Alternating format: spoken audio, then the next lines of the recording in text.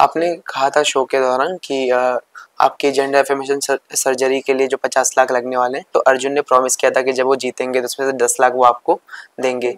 उस मोमेंट के बारे में आपका क्या कहना है? उनका जो जेस्चर था वो जेस्चर इन इटसेल्फ, लाइक भले वो सपोर्ट ना करे या करे भी, बहुत एक अच्छा स्टैंड लिया है उन्होंने पब्लिकली, वो भी जी, क्योंकि हमारे जैसे लोगों को इन सब चीज़ों की बहुत ज़रूरत रहती है। अभी हाल ही में मनीषा रानी की वाइल्ड कार्ड एंट्री हुई है शो में। आई थिंक उनके आने के बाद भी एक एंटरटेनिंग एस्पेक्ट आ चुका है कि वो खुद एक कॉमेडियन रह चुकी है। पवन सिंह का जो जाना था शो से बहुत ही अनएक्सपेक्टेड था। आई थिंक उनका एक पर्सनालिटी था ही कि वो एज अ बिग ब्रदर ही थे सबके लिए जी। शो में। आपके हिसाब से कौन है जो डिजर्व करता है शो को जीतना?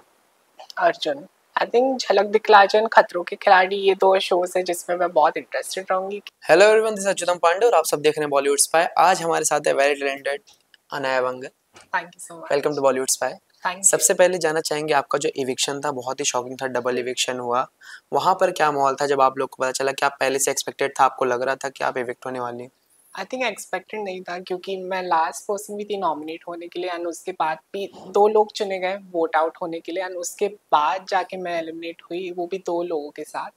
सो एक शॉकिंग मोमेंट था ही मेरे लिए, but kind of expected, cause मेरे मेरे पर्सनालिटी में वैसे ट्रेड्स नहीं ताकि मैं जाके कोई झगड़ा करूँ या ड्रामा वगैरह करूँ। तो अब तक के अपने सफर को कैसे देखती हैं आप? कैसे देखती हूँ, आई थिंक मैं बस I am taking each day as it comes. तो ऐसा कुछ टैग तो नहीं देना चाहूँगी, बट जैसे भी चल रहा है बहुत बढ़िया चल रहा है। आपने कहा था शो के दौरान कि आपके जेंडर एफर्मेशन सर्जरी के लिए जो 50 लाख लगने वाले हैं, उसमें से जब आपने बताया था शो में, तो अर्जुन ने प्रॉमिस किया था कि जब वो जीतेंगे तो उसमें से 10 लाख वो आपको देंगे। उस मोमेंट के बारे में आपका क्या कहना है?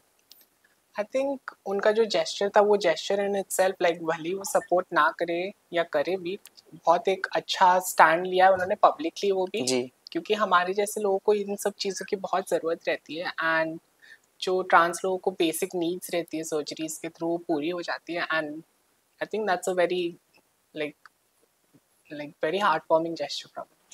अभी हाल ही में मनीषा रानी की वाइल्ड कार्ड एंट्री हुई है शो में, उसके बारे में क्या कहना है आपका? क्या उनके आने से शो का रुख बिल्कुल बदल सा गया? आपका क्या राय है उस पर?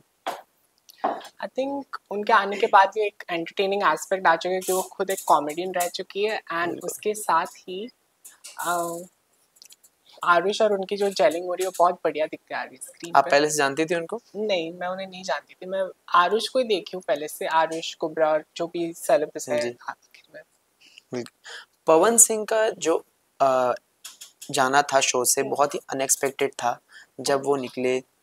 उनके जाने के बाद से वहाँ पर शो में कैसा माहौल था? क्या बदलाव आया? आपने क्या-क्या एक्सपीरियंस किया, आप बता सकती हैं उनके जाने के बाद से? एक बदलाव आया शो में। आई थिंक उनका एक पर्सनालिटी था ही कि वो एज अ बिग ब्रदर ही थे सबके लिए जी, शो में, एंड जब वो परफॉर्म भी करते थे इतना मज़ा आता था क्योंकि फर्स्ट वीकेंड पावर प्ले पे भी उन्होंने अपने गानों पे परफॉर्म किया आकृति के साथ। सो एक अच्छा एस्पेक्ट था, बट उनके जाने के बाद भी हम सभी ने उनको बहुत मिस आपके किया। साथ कैसा था उनका इंटरेक्शन? मेरे उनसे ज़्यादा बात नहीं हुई, बट बहुत कम बातें हुई, बट जितने भी हुई बहुत अच्छी। उन्होंने एक बात भी कहा था कि वो भले 30 सेकंड के लिए आए, लेकिन सबसे ज़्यादा टीआरपी 30 सेकंड पे आएगी। आप कितना इस बात से सहमत रखते हैं कि पवन सिंह जो थे टीआरपी लेके आ रहे थे शो पे? डेफिनेटली, क्योंकि उन्होंने इतने सालों से मेहनत की, उनका इतना बड़ा फैन बेस है, जो जब वो आए थे भी शो में तो वो एक डेफिनेटली हेल्प किया था शो को, क्योंकि उनकी खुद की पर्सनालिटी वैसी है। एक इंसिडेंट हुआ था जहाँ पे धनश्री ने आकृति पे काला जादू करने का ऐसा इल्जाम लगाया था। अर्जुन मनीषा तो सब हंस हंस के पागल भी हो गए थे। उस इंसिडेंट पे आपका क्या कहना है? आई मीन पता नहीं, कुछ वो तो एक फनी एस्पेक्ट ही था शो का, तो क्या। ओके, तो ऐसा कौन सा कंटेस्टेंट है जिसको आप शो के बाद नहीं मिलना चाहेंगे? ऐसा तो किसी के साथ था नहीं मेरा, क्योंकि जो भी ऑल्टरकेशंस हुए शो में भी गेम के नज़रिए से थे, एज अ पर्सन और एज अ फ्रेंडशिप सबके साथ ही बहुत अच्छी बनी थी। ओके, आपके हिसाब से कौन है जो डिजर्व करता है शो को जीतना? अर्जुन। अर्जुन, क्यों? क्योंकि उनका एक्सपीरियंस भी रह चुका है इतने सालों से, और जिस तरीके से वो अपना पॉइंट भी रखते हैं और जिस तरीके से गेम भी खेल रहे हैं अपने कंट्रोल में रखते हुए एट हिज मोस्ट, लाइक, सो वही जो कर रहे हो, आई थिंक बहुत इम्प्रेस्ड हूँ मैं उससे, and I think he should win the show. और आपके अकॉर्डिंग सबसे फेक कौन दिख रहा है? शो में, क्योंकि आप वहाँ रही हैं, आपको ज़्यादा पता है कि कौन कैसे उसकी आई थिंक किसकी स्ट्रेटेजी अरबाज ही थी। लग रहा है क्योंकि वो अपनी खुद की वाहवाही करते बैठ रहा है शो के अंदर एंड लोगों को लगता है कि समझ भी नहीं आ रहा किसी को। ओके, इफ आपके पास एक पावर होती कि आप किसी को इंस्टेंटली एविक्ट कर सकें, तो आप किसको करती? इंस्टेंटली इविक्ट, जी। I would evict Arbaaz because थोड़ा सा एक नेगेटिव और एनर्जी बैठ चुका है वो घर में सिंस झगड़ा एंड सिंस ऑल द थोड़ा मैनिपुलेशन जो भी हुआ है, बट या आई वुड पिक अरबाज। आपने शो के प्रीमियर के दौरान आरुष को होमोफोबिक कहा था, लेकिन हाँ, अब इतने टाइम बीतने के बाद क्या आपकी राय उनके लिए बदली है? क्या कहना चाहेंगे आप? आई थिंक जब उसको मेरे और नैनदीप के बारे में चीज़ें समझी वो बहुत रिस्पेक्टफुल हो गया है, बट ऑन द कैमरा तो तभी, ऑफ कैमरा कैसे होगा वो तो शो के बाद ही पता चलेगा। जी बिल्कुल। राइज एंड फॉल में आपका सफ़र हमने देखा कि बहुत ही शानदार रहा। इसके बाद हम जानना चाहेंगे आप कौन से रियलिटी शोज़ करना पसंद करेंगी और किस टाइप्स के?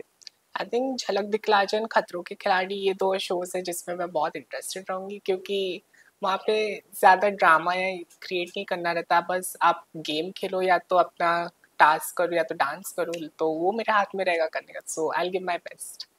ओके, अगर राइज एंड फॉल में ही आपको फिर से वाइल्ड कार्ड एंट्री एज़ जाने का मौका हाँ, मिले, तो आप कौन-कौन सी प्रिपरेशन करके जाएँगे कि हाँ, इस बार मुझे इस बात को मेक श्योर करना है कि मैं ये करूँ या ये ना करूँ?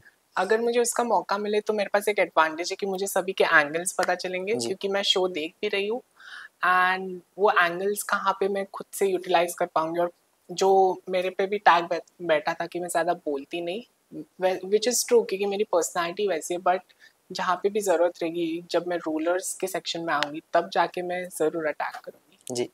जैसा कि हम तो जानते हैं राइज एंड फॉल पहला सीज़न था हाँ। और आते ही इसने दर्शकों के दिलों पर राज किया। हम्म। आपको क्या लगता है, क्योंकि बहुत से रियलिटी शोज़ हैं तो काफ़ी टाइम से, चाहे बिग बॉस हो, खतरों के खिलाड़ी हो, चाहे दिखला जाओ, इतने टाइम से फिर भी पहले सीज़न में इतना इसको लोग पसंद कर रहे हैं। क्या लगता है, क्या रीज़न हो सकता है आपके हिसाब से इसका? सो आई थिंक बहुत सालों से रियलिटी ड्रामा शोज बहुत अच्छे से चल रहे हैं, बट यहाँ पे रियलिटी ड्रामा के साथ एक गेम प्ले का भी ट्विस्ट आ रहा है एंड यहाँ पे पॉलिटिक्स भी इन्वॉल्व है, पैसा भी इन्वॉल्व है, सो लोगों को वो एक नया कॉन्सेप्ट भी आ रहा है एंड जो कास्ट भी है हमारा वो बहुत बेहतरीन है, लाइक कीकू जी, आदित्य नारायण, अर्जुन एंड बहुत सारे अदर्स भी है। सो ये सब का जो मिक्सचर हुआ है on top of Ashwini Grover ji का जी। होस्टिंग, तो like it's just 10 out of 10। Okay, thank you so much. Thank thank you. You.